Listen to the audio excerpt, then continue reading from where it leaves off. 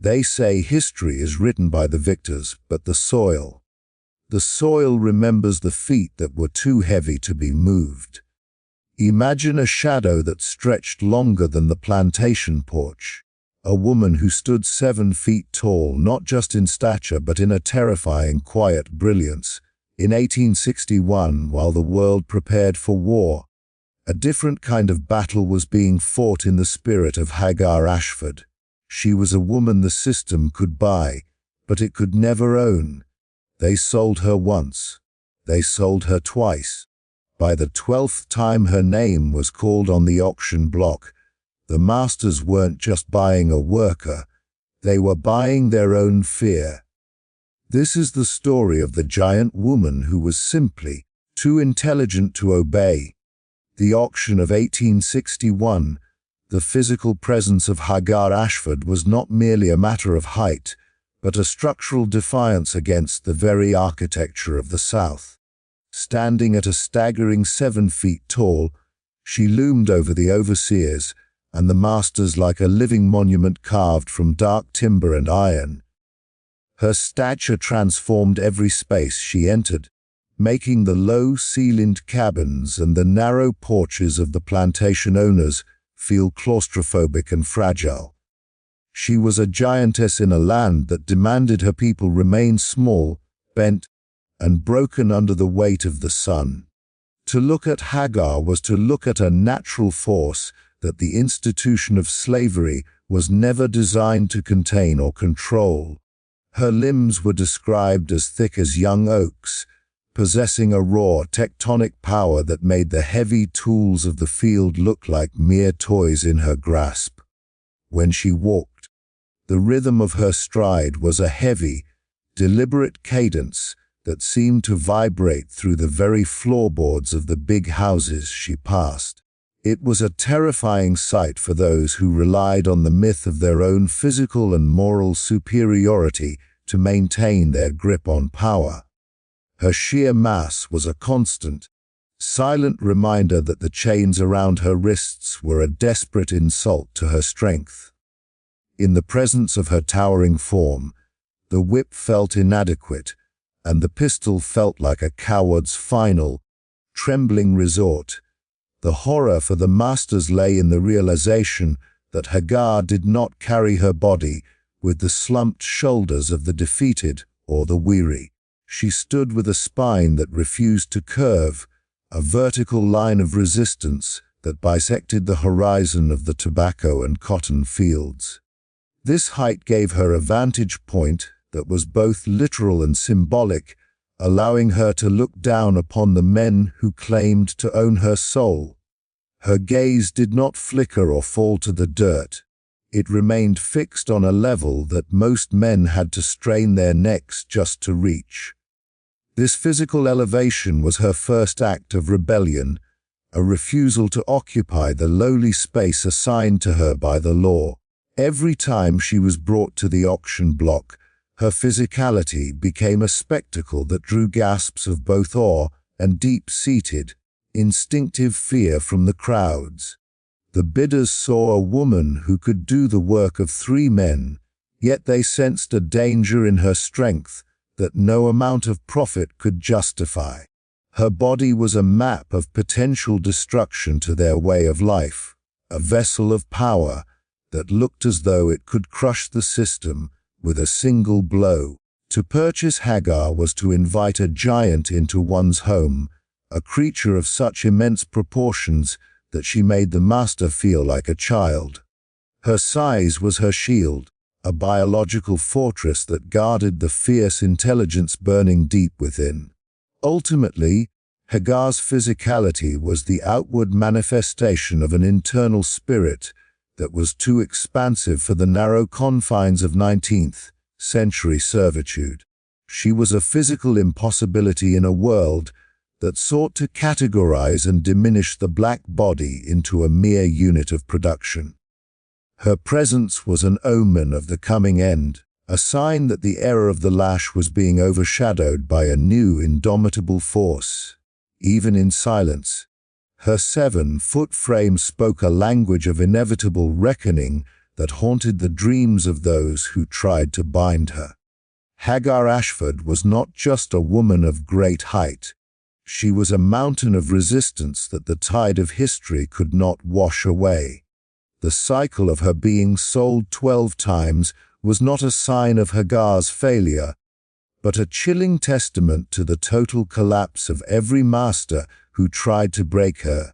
Each sale represented a new household that had been brought to its knees by a woman who refused to acknowledge the fundamental lie of her own bondage.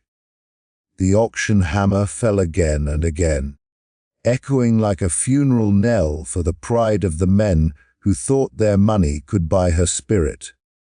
She was passed from hand to hand like a cursed relic, a prize that quickly turned into a source of psychological torment for those who dared to claim her.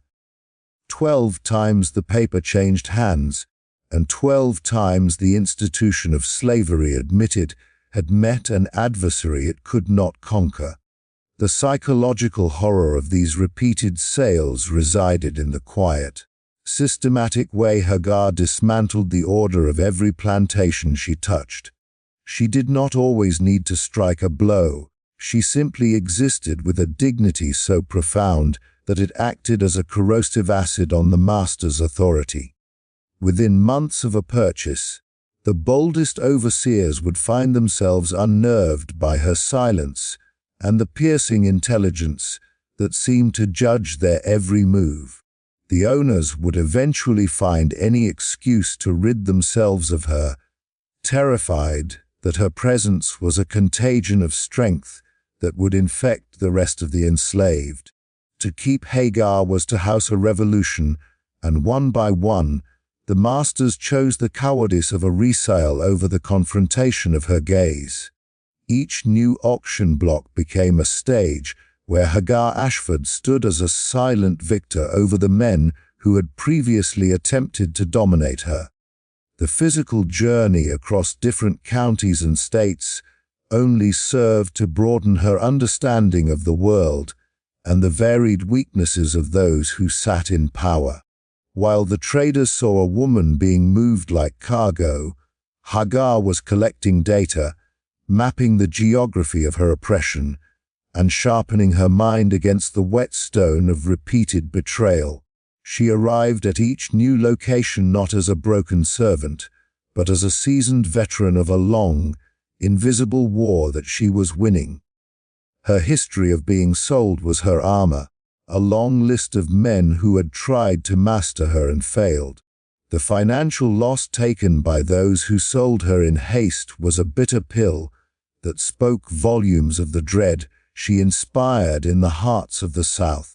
Men who valued profit above all else were willing to sell her at a discount just to remove the shadow of her 7-foot frame from their property. They spoke of her in hushed tones at the local taverns, warning others of the giant woman whose mind was a labyrinth they could not navigate. These transactions were fueled by a desperate need to restore a sense of control that Hagar had stripped away simply by being too intelligent to obey. The market, which was supposed to be the ultimate tool of her dehumanization, instead became the mechanism of her legendary status. By the 12th sale, Hagar Ashford had become a mythic figure, a woman whose sheer persistence of selfhood had turned the auction block into a revolving door of defiance. She stood before the final crowds in 1861 with the same unyielding posture she had held years prior, her spirit untouched by the miles or the many names of her oppressors. The horror of the 12 sales was not hers to carry. It belonged to the system that had tried 12 times to perform an exorcism on her humanity and failed. She was a living proof that the machinery of slavery could be jammed by the weight of a single, massive soul that refused to be crushed. Her journey through the markets was a long, slow march toward a freedom that she had already claimed within her own mind. The true horror for the masters of Hagar Ashford lay not in her stature, but in the sharp, crystalline precision of her untamable intellect. While the world of the South was built on the lie that the enslaved were mentally inferior, Hagar shattered that illusion with every word she spoke. She possessed an analytical mind that could dissect the complex logistics of plantation management, often understanding the nuances of the harvest better than the overseers themselves. This brilliance was viewed as a dangerous anomaly, a glitch in the cruel machinery of the 1861 slave-holding society. To the men who claimed to own her, her brain was a more terrifying weapon than any physical blade could ever be. They saw in her eyes not just the fire of rebellion, but the cold light of a superior understanding. She practiced a form of intellectual warfare that turned the daily routines of the plantation into a battlefield of wits and silent observation. Hagar could identify the inefficiencies in a master's command, using her logic to expose the absurdity of their demands without ever raising her voice. When she was given an order that defied reason, she would respond with a clarity that made the master feel uneducated and small in his own home. This wasn't merely a refusal to work, it was a refusal to participate in the shared delusion of the master's intellectual dominance. She forced the men around her to confront their own inadequacies, a psychological blow that left deeper scars than any lash could leave on her back. Her intelligence acted as a beacon of quiet hope for the others in the quarters, making her a target for those who feared a literate or thinking slave. Hagar understood the power of information and the weight of the whispered news that traveled along the secret networks of the enslaved. She could decode the anxious conversations of the whites as they discussed the looming shadows of the Civil War, translating their fear into a strategic advantage. While the masters plotted to keep her in the dark, she was already standing in the light of a future they were too terrified to imagine. She was a scholar of her own condition, documenting the failures of her oppressors within the indestructible library of her mind. The men who bought and sold her often described her as too intelligent to obey, a phrase that served as both a warning and a confession of their defeat. In their world, obedience was rooted in the absence of thought, yet Hagar's mind was a teeming hive of observation and calculated judgment. Every time a master tried to manipulate her, she saw them move 3 steps ahead, outmaneuvering their cruelty with a dignified, crushing logic. They found they could not lie to her, for she saw the truth of their greed and their cowardice as clearly as if it were written on their faces. This transparency was a source of constant, gnawing anxiety for those who were accustomed to the blind submission of others. Ultimately, Hagar's intellectual resistance proved that the most fortified prison is the one built within the mind, and she had long ago broken those bars. She treated the institution of slavery as a puzzle to be solved, identifying its moral and structural weaknesses with the precision of an architect. Her refusal to be simple was her greatest act of revenge against a culture that sought to reduce her to a mere biological asset. By remaining intellectually sovereign, she ensured that no master could truly say he possessed her, for the best part of her remained forever out of his reach. Hagar Ashford was a giant whose shadow was cast by the brilliance of her thoughts, leaving a legacy of a mind that remained unconquered. The slave markets of 1861 were not merely places of commerce, but were theaters of psychological horror, where the air was thick with the scent of fear and rot. As Hagar Ashford stood upon the raised wooden platforms, the sun beat down with a cruelty that matched the eyes of the speculators gathered below her feet. The sound of the gavel was a rhythmic thud, a heartbeat of a dying system that tried to turn a living soul into a line in a ledger. Around her, the cries of separated families created a dissonant symphony of grief that echoed off the brick walls of the holding pens. This was the dark heart of a civilization that had traded its morality for the cold efficiency of the auction block. For a woman of Hagar's stature, the marketplace was a place of grotesque voyeurism where her body was inspected with a clinical, dehumanizing gaze that stripped away privacy. Men with grease on their hands and greed in their hearts would prod at her muscles as if she were a beast of burden in a stall. They measured the span of her shoulders and the depth of her chest, whispering calculations of how much labor could be extracted from her massive frame. Hagar endured this ritual with a frozen, monumental dignity, her eyes fixed on a horizon that these men were too small to ever see. The horror was not in her physical exposure, but in the casual indifference of those who saw a miracle of nature as a mere commodity. The iron chains that bound her wrists and ankles clinked with a heavy, metallic finality against the splintered wood of the stage, marking the tempo of her repeated betrayals. Each link was a testament to the weight of a society that required such restraints to keep a single woman from claiming her God-given right to breathe free. The smell of the market was a nauseating mixture of unwashed bodies, cheap tobacco, and the metallic tang of blood that lingered in the dust. Hagar stood as a silent witness to this degradation, her presence making the entire spectacle seem small and pathetic in its organized cruelty. She was the ghost at their feast, a reminder that the bodies they bought were inhabited by spirits that could never be truly shackled. In 1861, the tension of the coming war hung over these markets like a shroud, adding a frantic, desperate energy to the bidding wars for Hagar's life.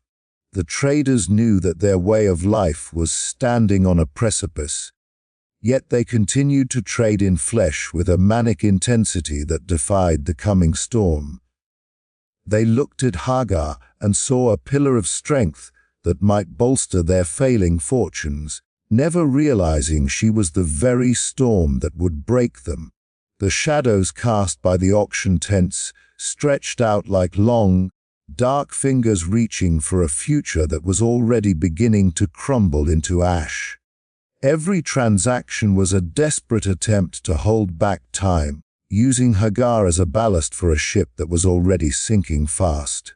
To Hagar, the marketplace was a recurring nightmare of faces she would never see again and names that meant nothing to her enduring soul.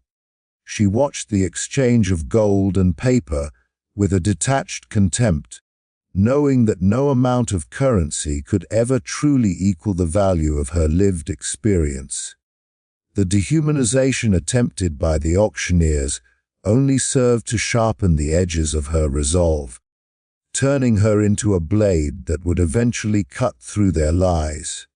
She left each market with the dust of the South on her feet, but the fire of 1,000 suns burning deep within her mind. The horror of the auction block was the cradle of her legend, the place where the giant woman was refined into a symbol of ultimate, unbreakable resistance. The legacy of Hagar Ashford stands as a towering silhouette against the backdrop of a collapsing empire, a final testament to the endurance of the human spirit. As the fires of the Civil War began to consume the horizon, her story became a chilling omen for the masters who once thought they could contain her. She was no longer just a woman in chains. She had become the living personification of the unbreakable, a force of nature that had survived 12 deaths of her identity. Her survival was a quiet, vengeful triumph that mocked the very foundation of the laws that sought to classify her as mere property. To remember Hagar is to remember that some souls are born with a weight that no earthly shackle can ever hope to balance or restrain. Her name whispered through the quarters and the fields like a low wind that carried the promise of an inevitable and total reckoning for the South. To the enslaved who watched her from the shadows, she was a goddess of the earth, a proof that the master's power was a fragile and temporary illusion. She did not need to lead a physical army to strike fear into the hearts of the oppressors. Her continued existence was its own form of daily, grinding psychological warfare. Every year she lived, she proved that the institution of slavery was failing, unable to bend a single woman to its collective and cruel will. Hagar was the precursor to a new world, a bridge between the darkness of the auction block and the blinding light of the coming emancipation. The horror of her story eventually gives way to a sense of profound justice, as the systems that traded her were dismantled by the very history she outlasted.